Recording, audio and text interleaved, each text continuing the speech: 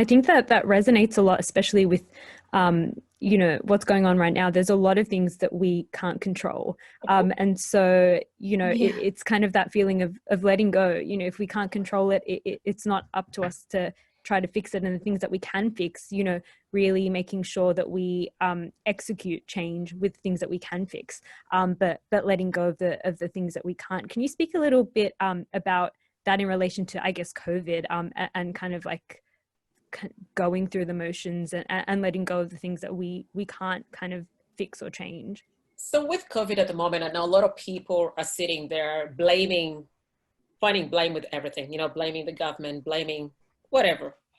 What Yeah. is blame going to do? I mean, we're in lockdown in Victoria, right? So we can sit at home, complain all day long. What does it do to you? What does it do to your health? I think the best thing to do is accept the situation. There is a reason why this is happening. There's always a reason for everything. That's my belief. And just adjust to it and start. And I think really this is the perfect time. You know what? We don't ever slow down. We're always on a go, go, go, go. Every one of us. It doesn't matter, even me being a coach. I slow down because I give myself pointers in my day. I have to have a 5-minute me time when I'm not doing my meditation or whatever it is. But a lot of people don't know how to do that. They know the life work balance doesn't work. So I think this has forced people to slow down.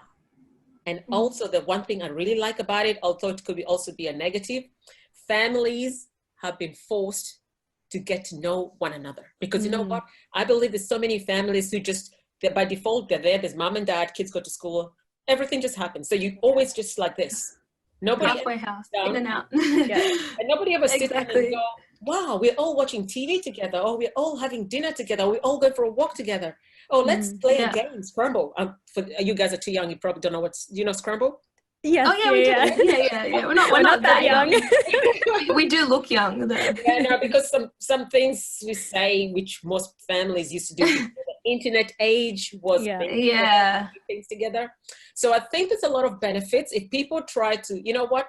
I believe if you complain more than you bless, something's wrong with your life. You have to check what is the problem. It's not COVID-19. It's not a problem. I'm going to say this is like money. We say about money. If you were, I better be careful with the words I use because I'm not going to swear. So if you were a nasty person, if your character was just not favorable when you had no money, having money does not change anything. It just amplifies the problem. So in this situation with COVID-19, we are who we are already, right? Whatever we are, whether we're good people, bad people, whatever. So whatever we are, COVID-19 hasn't changed that. COVID-19 maybe actually has come so people can go within. Look at it and see, what do I need to change? Because now I've slowed down so much and I'm not doing what I do. I don't drive every day, go to work. I'm not doing. So what can I do to become a better person? What can I do to become a better dad, a better mother, a better sister, a better brother, but everything? What is it about me? And you know what I say to a lot of people, this is something I like to talk about all the time, because I'm giving a lot of tips because I think that's more important than just talking about stuff. As a family, especially now with COVID-19, is a good excuse to do it. It's good to have like maybe 3 months or 6 months or 12 months, 9 months, whatever, goal whereby you sit down as a family and analyze and get everybody to write down, especially if you've got kids who are old enough to write and stuff, and get everybody to write what is it they don't like about, let's say, so like me, what is it I don't like about my mother? So I write it down. My mother says this. Everybody says something that they think people can learn and grow from. And then obviously everybody has to have an open mind. So this is not a place for judgment, getting pissed off and upset that, oh, you said I do this. No.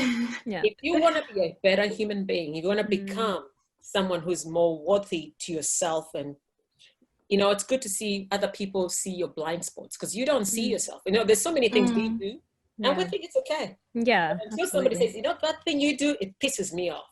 But you have to be open to that. And that is something, if you develop that as a family, people know it's coming from a place of love. And you get to know that, oh, you hate it when I'm, watching TV and it's so loud and you get upset, but you don't tell me because you don't want a conflict.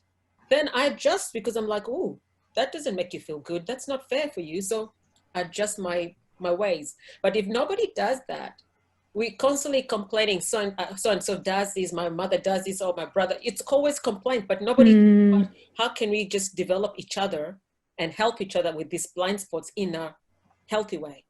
And I think it's really important for families to just do, like, even if it's every 6 months, you sit down, you do this exercise, because you grow together. And what's your family is supposed to be a healthy place where you go for support without judgment. But definitely. Yeah, I love that. And that's a really good idea for people at home listening, to be able to do that. And I think that it is important, especially because, the groups that you're within, whether that's your family or your friends, they're people that should be supporting you and wanting you to be better. And I think that being able to have those open conversations and to speak and grow together is so important. If you're listening to Soul Dive with Roshani, AD and Lydia on Live FM's Brimbank Live. I wanted to kind of speak about, and I know Katinda, you speak a lot about overcoming fear and the power of fear. Why and what, like, how is fear present in people's lives, and why is it so prominent in people's lives? Because I know that it's something that stops people from following their passions or following their dreams and doing things that they love, and kind of taking that next step into things. So how and why is fear so prominent within people's lives? Okay, so first, let's define fear. What is fear? There's so many ways you can say fear is false evidence appearing real. Yeah. So it's your perception of what is. And really, there is healthy fear and there's unhealthy fear. Because, I mean, if you see a snake, are you going to say that, all right, it's just a snake. So I'll just stand there. Okay, you can, and it will probably just, because it goes through, it works with vibration, but there is that fear of like fight or flight, because that's just how the crocodile brain has been made to feel, to do that. But what I would say is people are afraid. Let's go back to conditioning, growing up as a child. What did you find in the environment you grew? If you grew up in a home where people were fearful of something, guess what? You're going to adapt the same thing, because how are you going to be different? This is what you know. That's how people are. So if you're born in a place, they're not going to go fear, self-esteem, love, however you were shown those things as a child, and especially between the 0 to 7 years with the formative years, that's what you become. And if you don't get older and overcome those things, it becomes part of you. And it's like a family thing. I mean, when you think about it in your own families, sometimes you can think of certain things that you do or you're afraid, and you find your mother has the same problem, your sister has the same problem. Like, how comes we all have it? It's because your mother has this fear, and she's imposed this fear onto the kids from a little age. I mean, I've got a fear. I used to have a fear of ladders, like going under ladders, because, as a kid, we got told, if you go under a ladder, you'll never get taller. Right. Really? Oh yeah, it's superstition. Again, it's just superstition, fears, and all this stuff. And I don't know what it was all about, but I had to. Even now, I think twice when I have to walk under a ladder. I know there's nothing's going to happen. Yeah. But it still reminds me, because that's your mother's voice. Like, don't walk under ladder. So a lot of that. So I think a lot of fear is again from environment, where you are, where you're conditioned, where you grew up, the people around you. Yeah. And why is it so hard to overcome fear when you get older? It's because when you don't know who you are, let's go back to the basics. When you don't know who you are, you're not self-aware of yourself. So you inherit other people's fears, which is predominantly your family. And also you accumulate more in your workplaces, the people you hang around, you keep accumulating these fears. So I think once you get to that place of self-awareness, again, figuring out who are you, why are you here, what's your purpose, who am I in the context of everything, what was I blessed, what was I put in this world to bless others with, because that's all about that. And I think I look at it this way.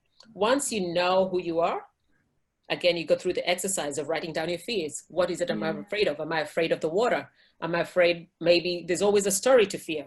Like a lot of people, like I remember when I was in high school back in Kenya, and this is something I've got also in my book just as a story, kids used to get kidnapped. Like, the way kids finish, like I think we're talking grade 8, walking home, going to the bus stop, getting home, people used to stop and kidnap children, and you were missing. Like they used to get kids for body parts and things like that. So that was something our parents had to tell us, because they're like, be careful, don't walk alone, and if somebody stops, don't talk to them, all those kind of fears. But then why do our parents have so many fears about that? I mean, that's a real fear that you could be abducted and that's it. But those kind of things sit in you. You know, even now I look at people and I see some strange cars and stuff. I pay attention. Not enough people you're sensitive to it. Just paying attention, because it's important. This is real life. It happens all the time.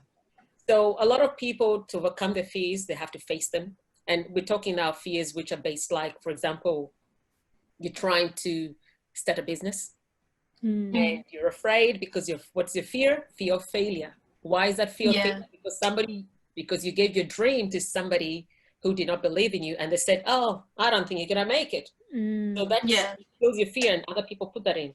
And there's all sorts of fear, fear of being loved. I mean, how many people have that? I used to be one of those people. And if you fear to be loved, obviously you don't love yourself enough, so you can't love another person either. There's also fear of not being enough, like I said, lack of self-esteem, lack of confidence. You know, you don't think you're worthy of anything. You're not worthy of love. You're not worthy of opportunity. You just feel like you're just a nobody. And that's a very bad thing. That's why you have to overcome the fear of not being good enough. Because once you overcome that, again, it's exercises. It's not an overnight story. Like you wake up one day and you say affirmations, I'm enough, and it happens. Hell no. For sure, because it's a lot of unlearning, and unlearning is a process. But you're gonna go to the source. Where did the fear start? What happened? What's your story? Because you know what happens a lot of times, like I do this 7-day I'm enough challenge, right? It's easy, people come in and go, but that is just on the surface. So what is the reason why they have whatever fears they have? If you don't go to the source, you're not fixing anything. You still have that's right. Absolutely. Just dealing with and I guess that it is kind of going to the root of it, because we can do all of these things out there, and we can kind of do these activities and exercises that help us, and we go through the motions of it. But if we're not going to the root of it, that plant or that tree is still going to keep growing. That kind of like fear is still going to persist. And so I think it is really important to kind of go down to the root for sure. And I know in with the root real quick, because you mentioned coronavirus, and this time, that's what I found this time to be a blessing for, is just being able to actually sit down and introspect and get, come to that, understand the root of certain things, and then begin to work on them in this environment that is slow paced. And I truly do believe that this time is a blessing if we choose to see it that way. And it's really nice that you've affirmed that, because everything regarding coronavirus is really out of our control. So like you said, we have to just let it go and then focus on the wave. Yeah, exactly. Just ride it out for sure.